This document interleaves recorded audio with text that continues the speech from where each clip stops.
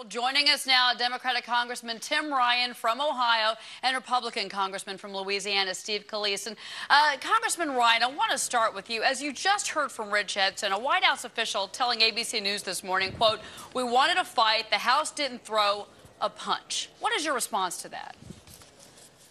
Well, I'm not sure exactly how to take that. I mean, we passed out of the House a tax cut clearly for all Americans up to the first $250,000 that they made, a tax cut across the board. And what is now being discussed is a bonus tax cut for those people who are making millions and millions of dollars a year. I think we've held the line on this. What we needed was the administration to take a much firmer stance. This was an opportunity for us, I think, to have a national discussion about tax policy in the United States. We've seen bailouts go to Wall Street. We've seen bonuses go to the CEOs of major banks and corporations on Wall Street.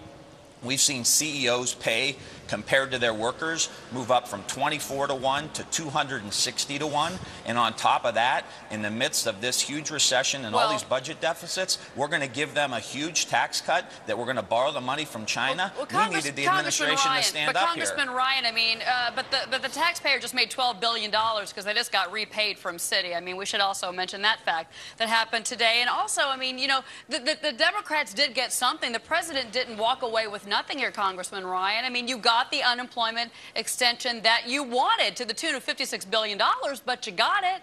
I mean, shouldn't that be a victory in your eyes?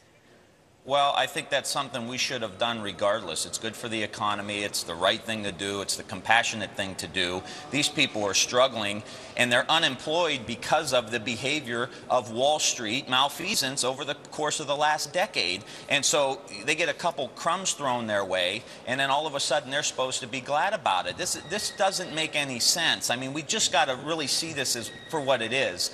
We cannot afford these tax cuts. This supply-side economic system has not generated jobs. If it would have generated jobs in the last decade when this original tax policy was implemented. It just doesn't make any sense. So we're frustrated that the president didn't step up and say, let's have a national discussion.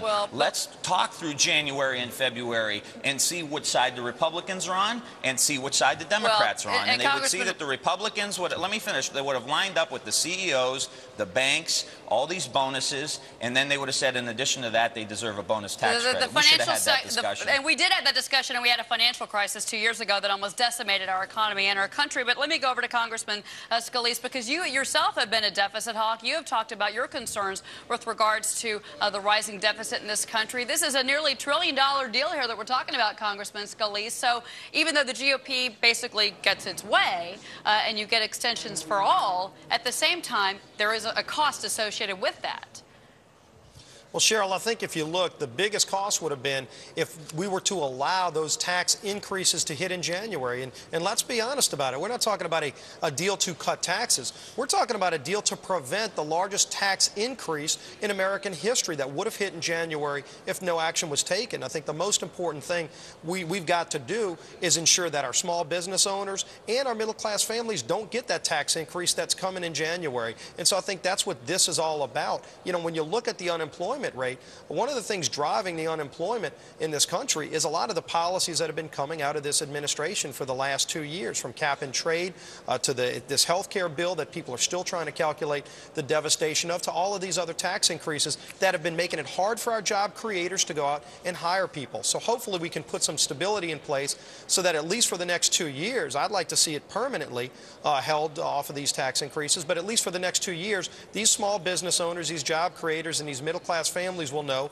their taxes won't be going up. That's what we need to do to get jobs created in this country, is to stop all these tax increases and these bad administrative policies. A question for Congressman Ryan. It's Dennis Neal. You just said we can't afford these tax cuts, the tax cuts on people earning over $200,000. Now, I believe the cost of that is $700 billion over 10 years. But you're willing to spend $1.3 trillion, almost double that sum, to cut taxes for everybody under $200,000. So how can we afford $1.3 trillion for that, but we can't afford the $700 billion for that? And then also, sir, how can we afford that Social Security unexpected tax cut that we're going to end up getting? Well, I think all of this needs to be on the table. But when you're in a recession, most reasonable economists would say that if you're going to stimulate the economy, you stimulate it from the demand side. What are these folks who are making 5 to 10 $1 million a year. Some of those are getting $10 million bonuses. What are they going to do with their money? They're not going to spend it. The CBO just sent a report out saying tax cuts for that upper bracket will only reduce unemployment from 0.1 to 0.3% in the next couple of years. That's nothing. If you want to stimulate the economy, you stimulate it from the demand side. If you're going to borrow money and do stimulus, you do it from the demand side to get the economy going. I think part of the problem we've had is that the original stimulus package wasn't big enough in the first place. We would be driving down unemployment now. But to go and tell these people, this is what people in Youngstown, Ohio are sitting there thinking. These folks that got the bank bailout, and I understand a lot of that's getting paid back.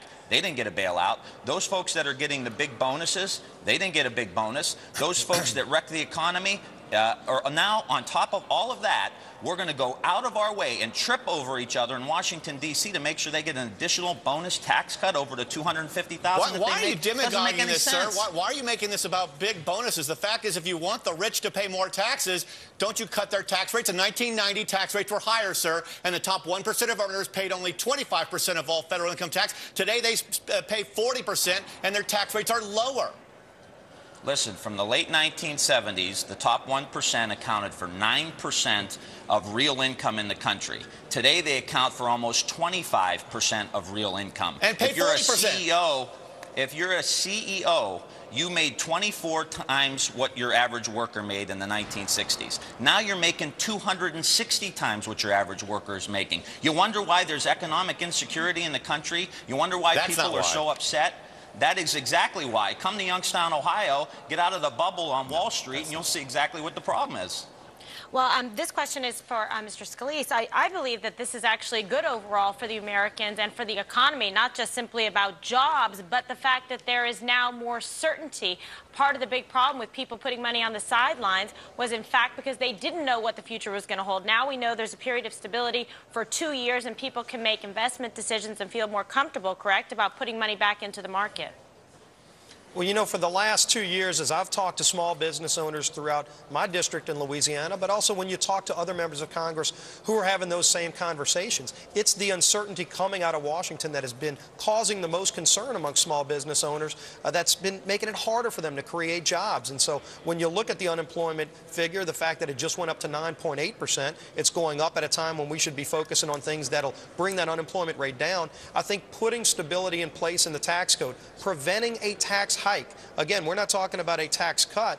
This action that will be taken, hopefully, by Congress will prevent anybody from having their taxes raised. And so the last thing you'd want to do in a recession is raise somebody's taxes. So the fact that that stability will be put back in place, at least for a period of time, is something that will at least encourage people to go and invest in their business and create jobs. Because we want to, you know, you look at this unemployment figure, an extension of unemployment benefits for 13 months. We want to be doing things to make people, to allow people to come off of unemployment. And if you put stability back in place and allow people to go and incentivize those job creators, you're going to have less people on unemployment. And that's what we should be focused on here in Washington, is creating jobs, and preventing a tax increase is a big step in that direction. I think it's important to know, too, I mean, if you're making between 200, if we pass the middle class tax cuts, 250 and under, everyone gets up to 250.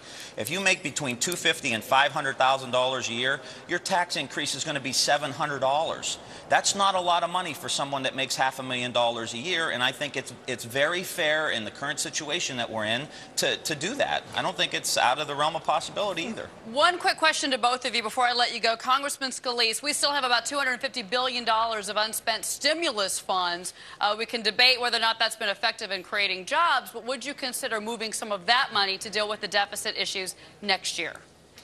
Yes, and in fact, I think we need to repeal what's remaining of the stimulus money. We need to go back and re-baseline the federal budget to pre-stimulus levels and use that to pay down the debt and get the economy back going again, and stop playing this class warfare where you try to pit one group of Americans against another. We should encourage all Americans to go out and be successful, to create jobs, and stop penalizing them with big tax increases and more federal burdens. Congressman Ryan? No, absolutely not. I think we have so much work to do. We're falling behind the Chinese on investments in green technology and green energy. We have a $2 trillion infrastructure deficit in the United States. We've got to rebuild our roads, our bridges, our infrastructure, our combined sewer. All of these things need done. We need to reinvest back in the country, and that's why it's not because we hate rich people. We like rich people. They're rich. I mean, we honor that in the United States of having that ability to go out and make money. Well, but we've got to ask them to pay their we got to ask them to pay their fair share so that we can rebuild the United States. More than that.